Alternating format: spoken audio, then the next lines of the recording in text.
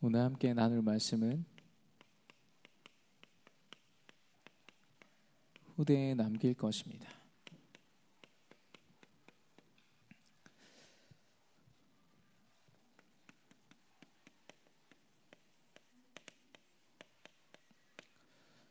이번 주에 강단에서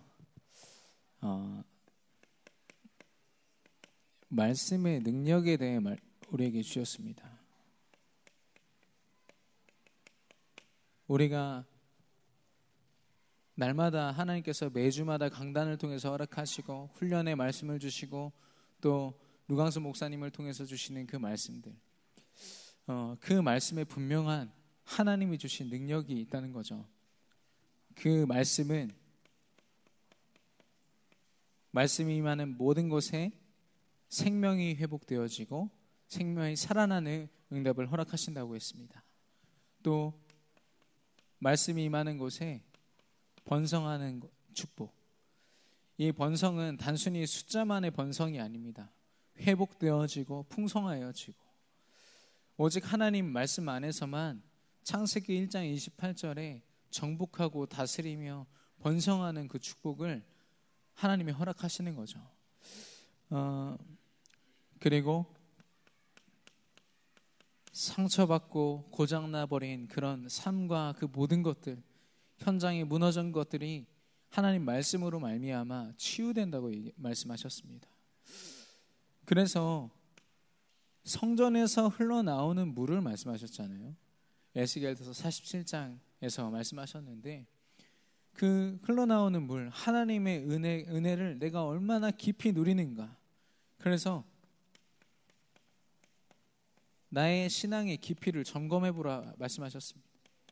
나의 신앙이 발목에 오는지 무릎에 오는지 허리에 오는지 내가 얼만큼 그 은혜 속에 잠겨서 살고 있는지를 확인하는 겁니다.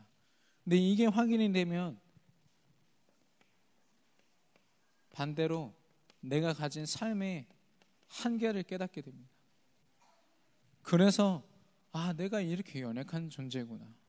내가 하나님 은혜 없이는 절대 살 수 없는 존재구나. 더 하나님 앞에 서게 되는 거죠. 에스겔서 47장입니다. 근데 여러분 에스겔서 40장부터 46장까지가 성전의 건축에 대해서 설명하고 계세요. 이제 그 성전에서 흘러나오는 물에 대해 설명하신 게 47장이라면 40장부터 46장까지는 성전이 지어지는 것, 그 모든 그 안에 그 조그마한 집기부터 모든 구조를요 하나님이 에스겔에게 환상으로 다 보여주시거든요. 왜 그렇게 오랜 그 많은 장을 가지고 하나님이 설명하셨을까요? 저는 그 의미를 좀 생각해 보다가요, 하나님이 허락하신 성전의 축복은요 완벽한 하나님의 설계 속에 되어진 것인 줄 믿습니다. 저와 여러분이 하나님의 성전이라고 말로 떠들고 있지만 하나님이 저와 여러분을 얼마나 귀한 존재로 완벽하게 하나님이 설계하시고 인도해 오셨는지 우리는 알지 못하잖아요. 그래서 하나님이 그 축복을 누리라고 에스겔에게 그 환상을 보여주신 거죠. 저와 여러분이 말씀을 듣고 내가 하나님의 성전임을 확신하는 그 시간은요 하나님의 완전한 계획이 임하는 시간인 줄 믿습니다. 저와 여러분은 점검하셨겠지만 발목에 오고 무릎에 오고 허리에 오고 이런 것들을 여러분 점검하시지 않았습니까? 근데 그 성경에 보시면 천척을 측량하여 갔다고 했어요. 천척이면 한 450m에서 500m 정도 되거든요. 정확하게 천척을 딱 재니까 발목에 오고, 정확하게 천척을 가니까 무릎에 오고, 또 허리에 오고, 머리에 잠기고. 그게 무슨 말씀이냐면 저와 여러분의 신앙생활은요 어느 수준에 있는지 모릅니다. 때로는 너무 부족하고 연약하고 때로는 충만할 수 있겠죠. 근데 그 모든 그런 우리의 상태가요 언약의 여정 속에 있다는 겁니다. 정말 자로잰 듯한 하나님의 계획 가운데 되어지는 줄 믿습니다. 그래서 우리는 서로를요 누구보다도 귀하게 여겨야 됩니다. 옆에 있는 사람이 정말 하나님이 세운 성전으로 귀하게 보여야 됩니다.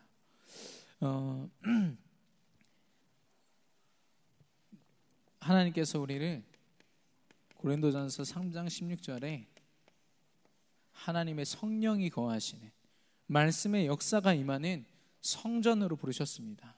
그래서 우리는 성전으로서 당연한 축복을 누려야 됩니다. 성전에서 뭐 이상한 물건을 팔고 거기서 흥정을 하고 예수님이 그걸 제일 싫어하셨거든요. 그래서 그 온화한 예수님이요 채찍을 들고 그거 다 부셔버리셨습니다. 왜냐? 하나님 성전에서는 당연하게 예배하고 당연하게 말씀 듣고 당연히 하나님의 은혜 안에 거하는 게 성전의 역할이거든요.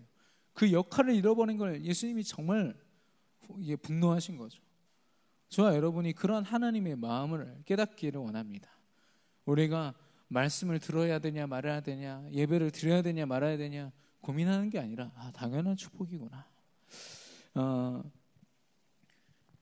아까 말씀드렸지만 하나님은 방주를 지을 때도 완벽한 설계를 해주셨어요. 그리고 성전은 에스겔 40장에서 60장까지 성전을 말씀하시면서도 완벽한 설계를 알려주셨어요.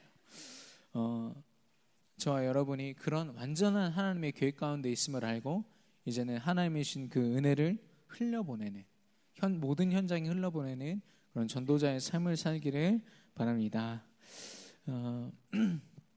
오늘 같이 읽은 성경 본문은요, 다윗이 성전을 지을 모든 준비를 다 마쳤어요. 완벽하게 맞춰놓고 22장에서 역대상 22장에서 이제 솔로몬을 부릅니다. 솔로몬을 불러서 그 아들 솔로몬이 해야 되는 일, 성전을 지어야 되는 일에 대해서 말씀을 전달하는 거죠. 미션을 전달하는 겁니다.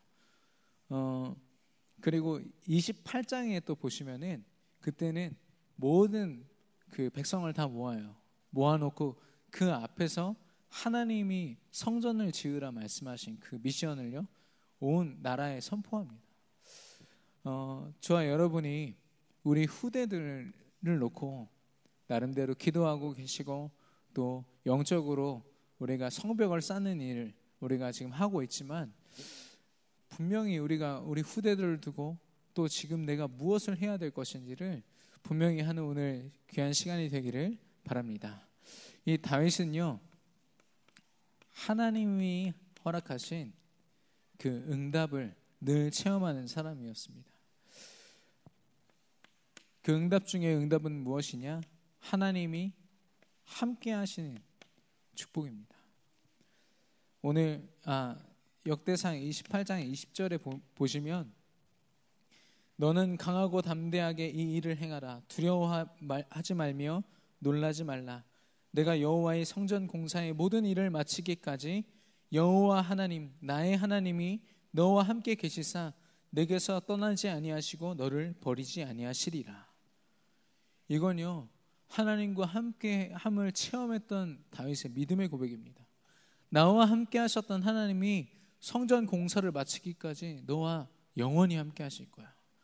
담대하게 두려워하지 말라. 그거는 그냥 용기를 주는 단순한 말이 아니라요. 그 자녀 솔로몬과 솔로몬이 감당하게 될 그 일을요 언약을 붙잡고 축복하는 시간인 겁니다. 왜냐? 응답을 체험했기 때문에. 하나님이 어떤 상황 속에서도 함께 하실 것을 알았기 때문에.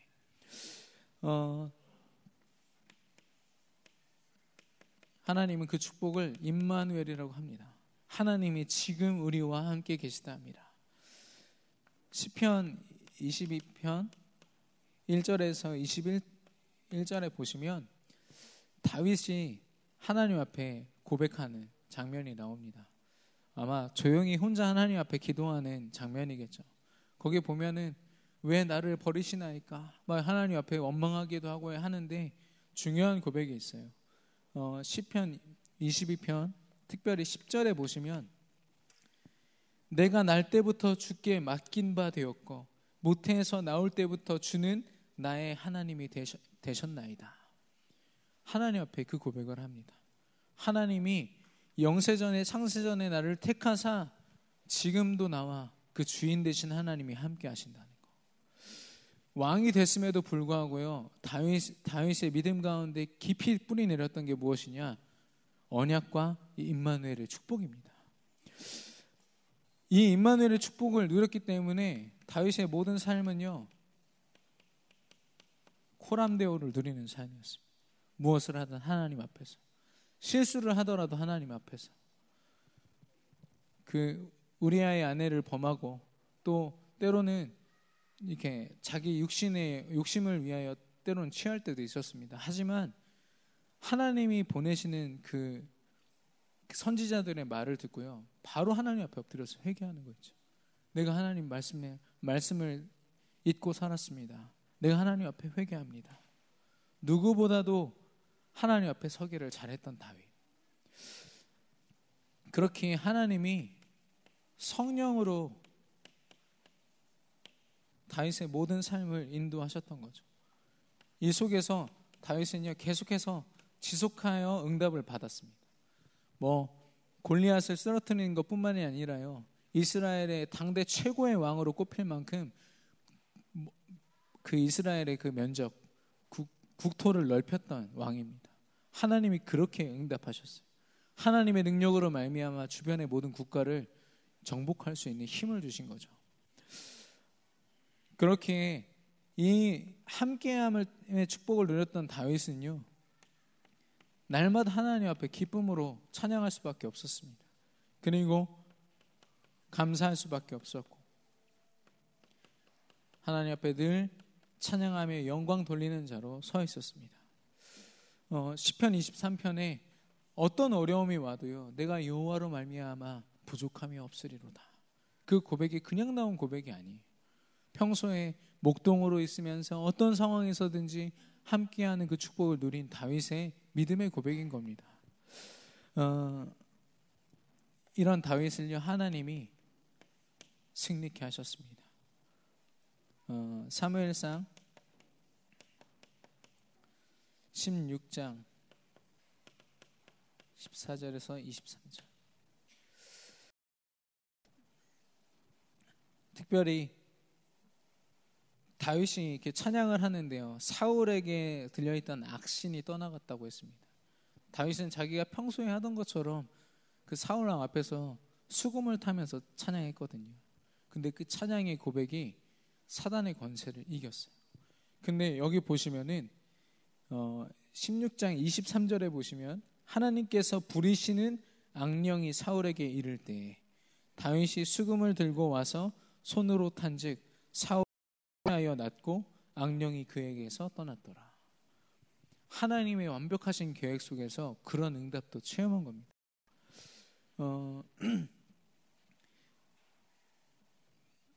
잘 아시다시피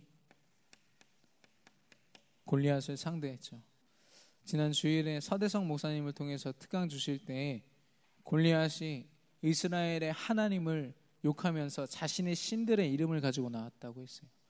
다윗이 그걸 보고 이건 육신적인 싸움이 아니구나, 영적인 싸움이구나를 알았다고 했습니다. 그렇게 다윗은 당장 지금 칼과 단창이 필요한 게 아니라 만군의 여호와의 이름이 필요하구나 알았습니다. 그렇기에 그 이름을 선포하고 나갔고, 하나님은 그 다윗으로 하여금 골리앗을 칠 수 있도록, 골리앗을 앞에 승리할 수 있도록 하신 겁니다. 그때도 말씀해 주셨지만 이스라엘 백성들이요, 하나님을 믿지 않는 사람들이 아닙니다. 사울 왕도 그렇고요, 다들 믿음이 있는 사람들이었거든요. 근데 당장 눈앞에 있는 골리앗이 너무 커 보이는 거예요. 그 현실을요, 도저히 이길 수가 없는 거예요. 그가 아무리 하나님을 욕해도요, 그 자존심보다 현실의 두려움이 더 큰 거죠. 근데 다윗은 그 현실을 이길 만큼 하나님 앞에 믿음을 고백했습니다. 하나님이 그의 손을 들어주셨고, 그 골리앗의 목이 다윗의 칼로 말미암아 쳐졌을 때, 그때부터 이스라엘 백성들이 우리 하나님이 이런 분이구나를 동시에 같이 체험한 거예요. 다윗 한 명 때문에. 그래서 도망가는 블레셋 군인들을 쫓아가서 끝까지 쫓아가서 다 죽이거든요. 그 담대함을 가지고 영적인 리더로 설 수 있는 그 응답을 다윗이 누린 겁니다. 그래서 왕이 되었고, 많은 나라들을, 많은 주변 국가들을 하나님께서 정복할 수 있도록. 그것은 무엇이냐면 창세기 1장 28절에 하나님과 함께하는 자에게 주시는 축복, 정복자의 축복을 다윗이 말씀으로 말미암아 그 현장에서 체험한 것이죠.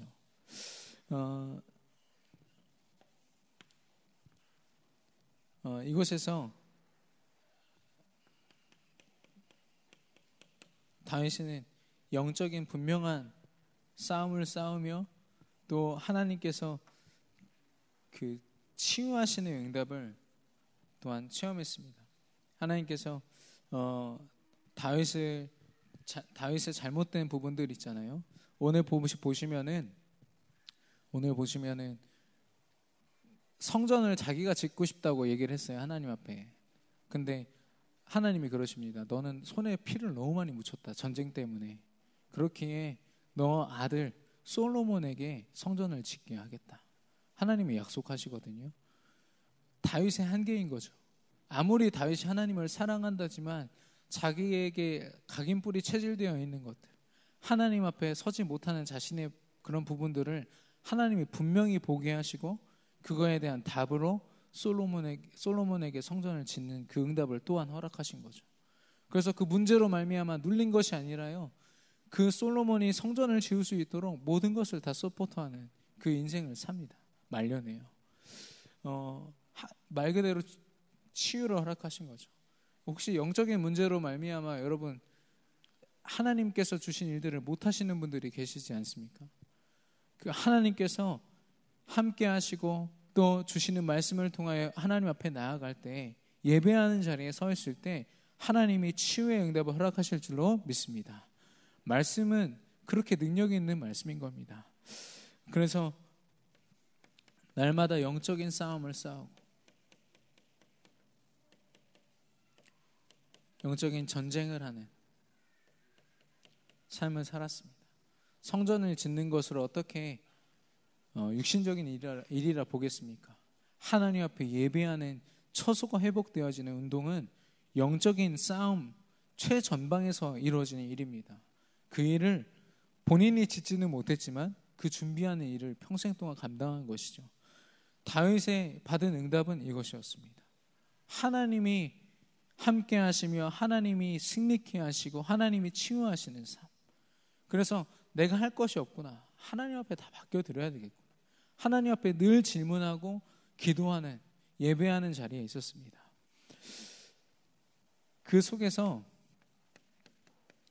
자신이 해야 될 분명한 사명을 깨닫게 되죠.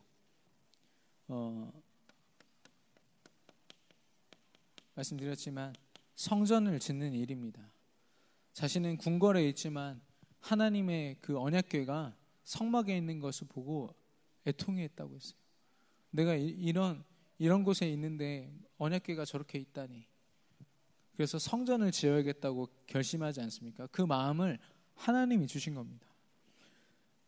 이 성전은 곧 무엇을 말합니까? 예수가 그리스도 되신 이 완전한 언약을 이야기합니다. 하나님 앞에 영광 돌려지며 하나님이 주신 언약을 다시 한 번 더 깊게 확인하는 그곳. 그래서 이곳에서 이 성전이라는 사명을 감당하면서 다윗에게 깊이 뿌리 내렸던 것은 무엇이냐? 여자의 후손을 통해서 모든 것을 회복시키실 것이라는 언약이었습니다. 창세기 3장 15절. 하나님을 떠난 창세기 3장 1절에서 6절에 하나님을 떠난 인류에게 하나님이 주신 유일한 답, 여자의 후손을 다윗이 기억한 것이죠. 그래서 성전을 단순히 회복하자, 건물을 짓자가 아닙니다. 이 언약을 세우자, 언약을 회복하자였습니다. 그리고 이 일을 위하여 모든 우선순위를 집중할 수 있었습니다. 시편 132편 1절에서 6절. 여기 보니까 내가 내 장막 집에 들어가지 아니하고 내 침상에 오르지 아니하고 내 눈으로 잠들게 하지 아니하며 내 눈꺼풀로 졸게 하지 아니하기를 여호와의 처소 곧 야곱의 전능자의 성막을 발견하기까지 하리라 하였나이다. 하나님의 성전이 세워지는 일을 위해서는요, 자기 처소에 들어가는 것도 싫었고 눈을 감고 편하게 잘 수가 없는 상태가 바로 다윗의 그 사명을 감당하는 자의 삶이었습니다. 그 믿음을 고백한 것이죠.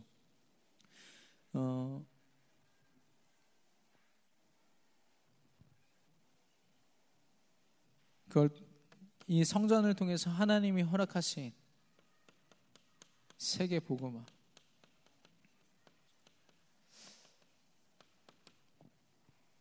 다윗이 세계 복음화라는 단어를 알았는지는 모르겠습니다. 하지만 하나님의 그 분명한 계획을 알고 있었거든요. 하나님의 계획.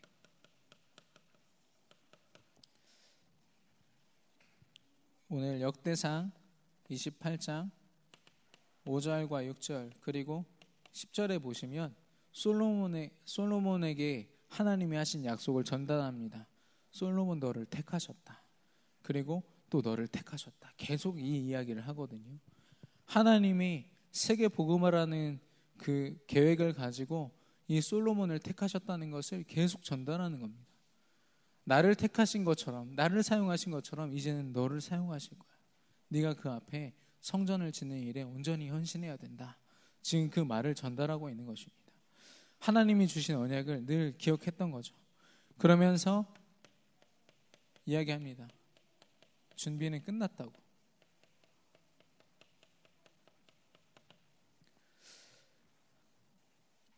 역대상 28장 10절에서 19절에 보시면 하나님께서 이 다윗에게 알려주신 그대로 그 성전의 모습을 그대로 솔로몬에게 전달합니다.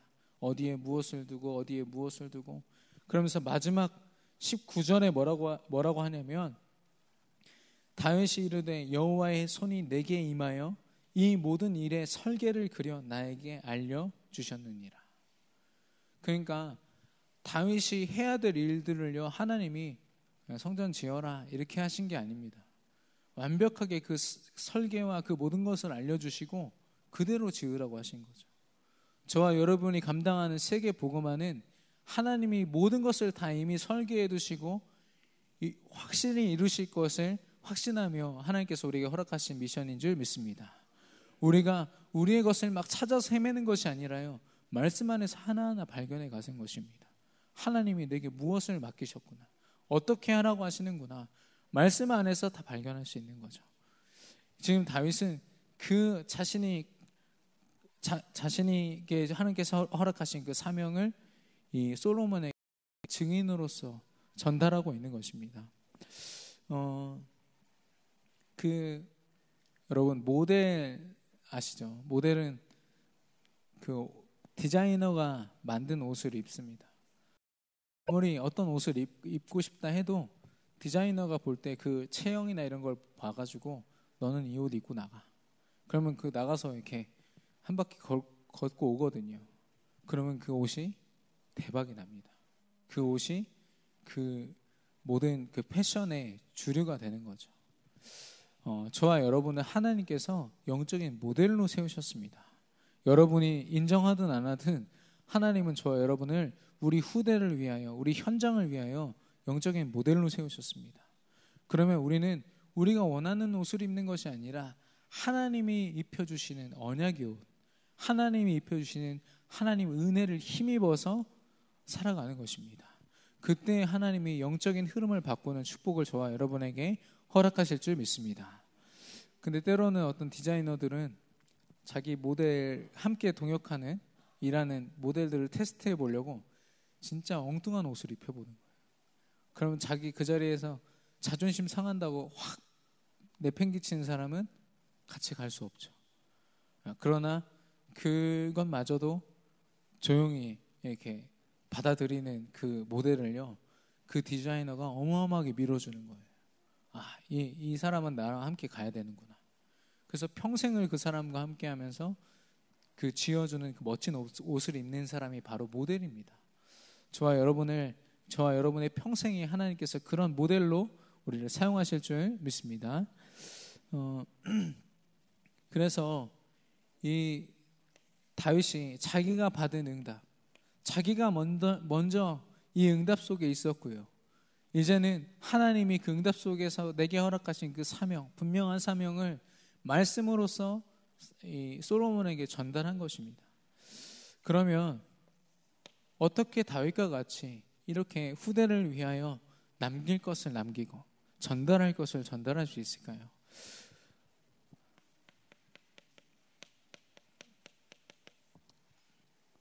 첫 번째는 우리 강단의 말씀처럼 말씀 그대로를 믿고 전달하는 것입니다. 하나님이 주신 말씀으로 그 음성으로 듣고 그 능력을 우리가 날마다 체험하는 것입니다. 먼저는 강단의 말씀이 너무 중요합니다. 예. 여러분이 너무나도 익히 잘 아실 텐데도 맨날 적는 것은 강단의 말씀을 놓치면 그 어떤 말씀으로도 저와 여러분이 온전히 인도받을 수 없습니다. 하나님이 세계 비전교회 성도로 여러분을 이 자리에 앉히신 것은 이 강단의 말씀을 따라가라고 주신 줄로 믿습니다.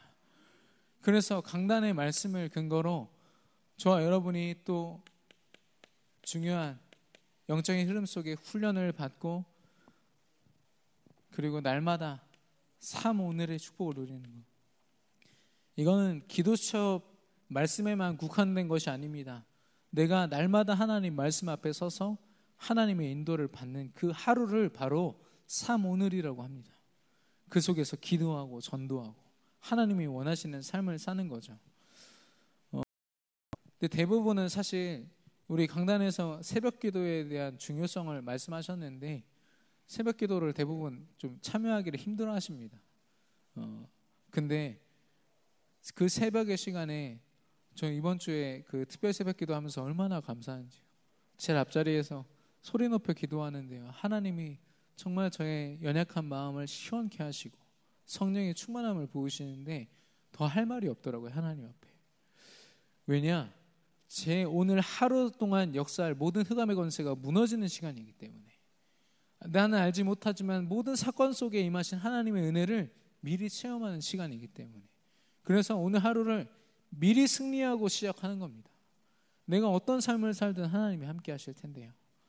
근데 새벽 기도 혹은 아침에 하나님 앞에 먼저 모든 삶을 시작하기 전에 드리는 기도가 없으면요. 어떻게 되느냐? 일단 다 빼앗기고 하나님 앞에 기도하게 됩니다. 사단이 이미 너무나도 많이 틈타서 너무 지쳐있을 때야 비로소 하나님을 찾게 됩니다. 하나님의 말씀을 체험하기 이전에 이미 다 빼앗겨 버리는 거죠. 물론 그 가운데도 하나님의 계획이 있습니다만 뭐하러 우리가 빼앗겨야겠습니까? 승리하고 시작하는 저와 여러분의 삶이 되기를 바랍니다. 이 삼오늘이요. 저는 이번 주에 이렇게 묵상하면서 이게 산소호흡기와 같지 않나 이런 생각이 듭니다. 물속에 들어갈 때 여러분 잠수해 보시면 인간의 힘으로 아무리 열심히 한다 한들 뭐 3분 5분을 버티기가 쉽지가 않습니다. 그러나 이 산소통을 메고 들어가잖아요. 그 호흡할 수 있는 그 기회를 메고 들어가면 길게는 몇 시간까지 있을 수 있습니다. 우리의 능력만 가지고 하나님이 주신 은혜 주일날 메시지 듣고 나서 그 말씀이 주신 힘으로 일주일을 저 세상 속에서 살아가려고 발버둥 쳐보십시오. 불신자와 똑같은 삶을 살면서 얼마나 고통스러운 삶을 사는지 여러분 아시지 않습니까? 그러나요, 오늘 날마다 말씀을 묵상하는 그 시간을 저와 여러분이 갖잖아요. 그러면 산소통 메고 그 현장에 들어가는 거예요. 날마다 공급해 주시는 하나님을 기억하고 누리면서 흔들리지 않는 믿음을 가지고 있는 겁니다. 그래서 오늘을 계속 이야기하는 거예요. 내가 힘들다, 내가 어렵다 말하기 전에 말씀 앞에 서 있는 나 자신을 점검하게 되기를 바랍니다. 그래서 이 말씀으로 성령의 충만함으로 감동되는 것이 무엇인지를 다윗은 이미 알고 있었습니다. 사무엘상 16장 13절에 소년 다윗입니다. 양을 치던 다윗을 사무엘이 불러가지고 너를 이제 이스라엘의 왕으로 하나님 세우실 거야. 기름 뿔병에서 올리브유를 그 머리에 부었을 때 뭐라고 말씀하셨습니까? 이날 이후로 다윗이 여호와의 영에게 크게 감동되니라. 저와 여러분이 이 말씀을 통하여 하나님 앞에 드려지는 예배를 통하여 회복해야 될 축복입니다. 그리고 역대상 17장 15절 보시면 나단이 이 모든 말씀과 이 모든 계시대로 다윗에게 전하니라 라고 했습니다. 다윗이 하나님 앞에 기도도 하지만요, 하나님이 세운 선지자의 말을요 귀담아 들었어요. 하나님이 세운 사무엘의 말을 귀담아 들었고요. 왜냐? 하나님이 세우셨고 하나님의 음성이니까요.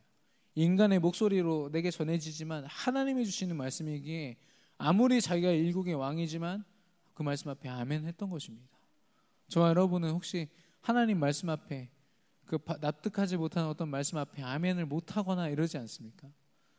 이 다윗은요 자기 자존심 타는 일어났어요. 그런 거 필요 없었습니다. 왜냐? 전능하신 하나님의 말씀이었기 때문에. 그 말씀, 능력의 말씀 앞에 서는 저와 여러분이 되기를 바랍니다. 그리고 이 다윗은요 이 말씀 속에서 날마다 이 믿음을 점검했습니다.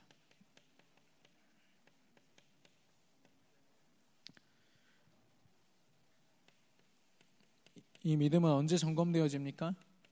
나의 예배하는 삶을 통하여, 그리고 내가 살아가는 현장 속에서 하나님이 주신 그 믿음이 점검되어지는 겁니다. 내가 현장에서 얼만큼 이 말씀을 누리고 있는가, 기도하고 있는가 점검해 보십시오.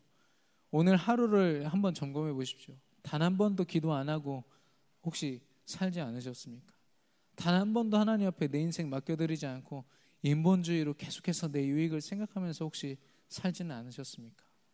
우리 성도님들은 그런 분이 한 분도 없으리라 저는 확신하지만, 우리가 예배와 그 말씀을 누리는 현장에서 하나님 앞에 서 있지 아니하면 우리 믿음을 점검할 수 없는 거죠.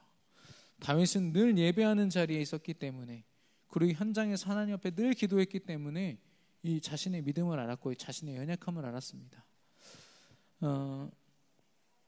그래서 날마다 하나님 앞에 회개하는 기도를 드렸고, 그때마다 하나님은 다윗의 삶을요 언약 붙잡은 자의 삶으로, 전도자의 삶으로 회복시키셨습니다.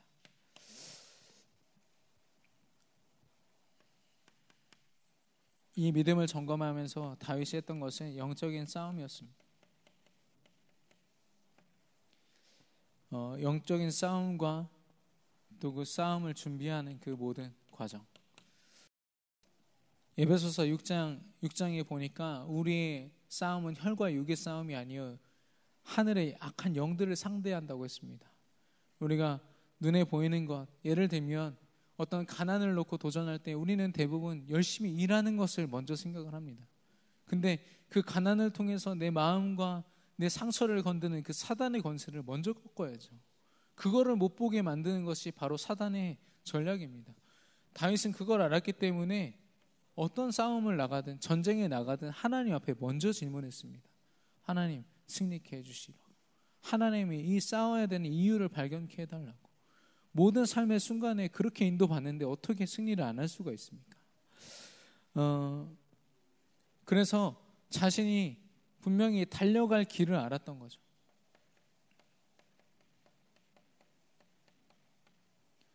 영적인 싸움을 싸우는 것, 최전방에서 이스라엘의 왕으로서 영적인 지도자로서 최전방에서 말씀 붙잡고 싸우는 것이 본인의 사명이라는 것을 알고 있었습니다. 달려갈 길이라는 것을. 그래서 오늘 솔로몬한테 전달할 때요, 그 모든 한 구절 한 구절이요 자기의 의를 전달한 게 하나도 없어요. 자기 말년에 자기 자녀에게, 솔로몬에게 하나님의 말씀만 전달하는 겁니다. 하나님 말씀에 너 성전 지으라 했어. 하나님이 너와 함께 하신대. 단 한마디도 자기의 의로 전달하지 않는 겁니다. 그래서 다윗은 알았습니다. 자신이 지금 언약의 여정 속에 있다는 걸 알았습니다. 하나님이 내게 주신 이 언약을 하나님이 낱낱이 성취해 가심을 알고 있었거든요. 그렇게 이 다윗에게 하나님이요 실제로 체험하는 응답을 허락하셨습니다. 골리앗을 무너뜨리고 또 블레셋 그 한 시대의 강대국이었던 그 영적인 잘못된 흐름을 완전히 꺾는 일을 하나님이 다윗을 통해서 감당하게 하시고, 또 말년에 불신앙으로 가득 차고 질투와 여러 가지 각인뿌리 체질이 막 드러났던 사울 왕을 보면서요, 그를 위하여 기도할 수 있을 만큼 다윗에게 영적인 힘을 주신 거 있죠. 그걸 실제로 체험한 다윗은요, 하나님을 부인할 수 없었고 모든 삶 속에서 하나님 말씀을 붙잡지 않을 수 없었습니다. 저와 여러분이 우리 후대에게 남겨야 될 게 무엇입니까? 육신적인 어떤 재산입니까? 혹은 어떤 그들이 살아갈 수 있는 어떤 안전함입니까? 그 다락방은 아니고요. 우리 믿음의 우리 교인들, 믿음을 가지고 있는 교인, 이게 설문조사한 거 보니까요, 다 자기 자녀의 꿈을요, 공무원, 그리고 무슨 이렇게 대박나는 어떤 그런 직업들, 잘 됐으면 좋겠다, 이런 속에 있는 거예요. 누구 하나 이 시대를 향해 영적인 그 성벽을 쌓고 성전을 쌓는 대통령이 되게 해주세요, 이런 기도 제목이 하나도 없는 거예요. 하나도. 지금 정치인들이 저렇게 완전 사단의 소나기에서 이게 놀아나고 있는 이때에 우리 자녀가 국회의원이 되게 해주세요. 영적인 성벽을 쌓고 영적인 흐름을 바꾸는 국회의원이 되게 해주세요. 이런 막 뜨거운 눈물을 가진 그 기도가 하나도 없고요. 다 그냥 자기가 볼 때 안전한 직장들이잖아요. 내 자녀는 공무원 했으면 좋겠고 선생님 했으면 좋겠고, 다 그런 겁니다. 물론 부모님의 마음을 저는 알지 못합니다. 제가 부모님이 아니기 때문에. 하지만 그런 한계들이요, 우리 후대들에게 그대로 전달되는 거예요. 그래서 후대들이 더 도전을 못합니다. 그런 고백을 평생을 들어온 렘넌트들은요, 내가 대통령이 될 수 있다는 믿음 자체를 갖지를 못해요. 내가 하나님 은혜 안에서 모든 것을 감당할 수 있습니다, 하나님이 주신 내게 능력 주시는 자 안에서 모든 것을 할 수 있다는 바울의 고백을 할 수 없게 되는 겁니다. 저와 여러분이 체험하는 그 분명한 응답, 하나님이 이미 허락하신 응답을 완전히 체험할 수 있기를 원합니다.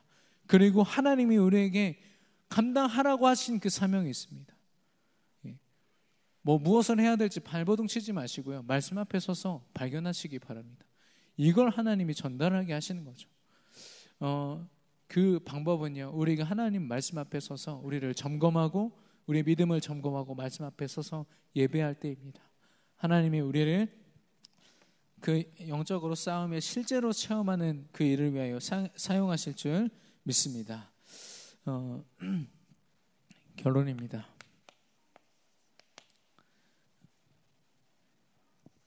저와 여러분에게 너무나도 귀한 후대를 허락하셨습니다. 우리 후대를 통해서 세계 복음화를 감당케 하시겠지만 더 중요한 것은 예수가 그리스도 되신 그 언약이 바로 세계 복음화를 이루는 언약이 될 줄 믿습니다. 그렇기에 우리 후대를 두고 이 언약을 날마다 우리가 기도하고 또 그들에게 확인시키고, 이 각인을 위하여는 우리가 진짜 물불을 가리지 말아요. 렘넌트들이 어떻게든 훈련받도록, 어떻게든 이 말씀의 믿음의 고백을 할 수 있도록. 그리고 저는 되도록이면 우리 렘넌트들한테 돈이 없어서 이번에 훈련 못 갈 것 같아, 이런 말들이 우리 렘넌트들한테 어마어마한 상처가 됩니다.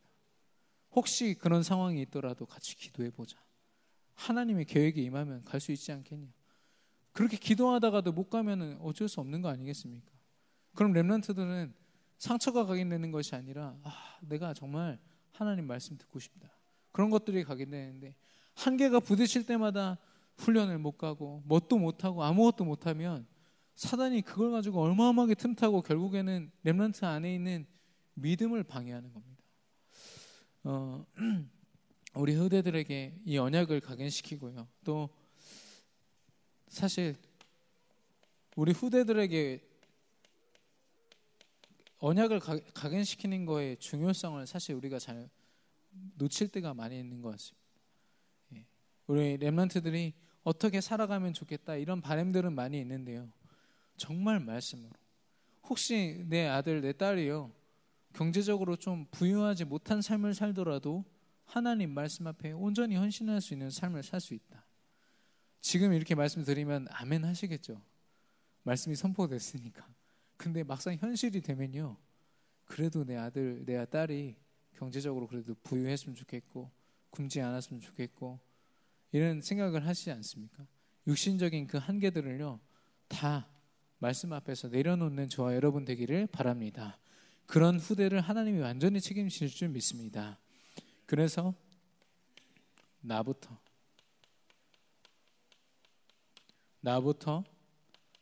하나님 앞에 오직 예수 그리스도 되는 것입니다.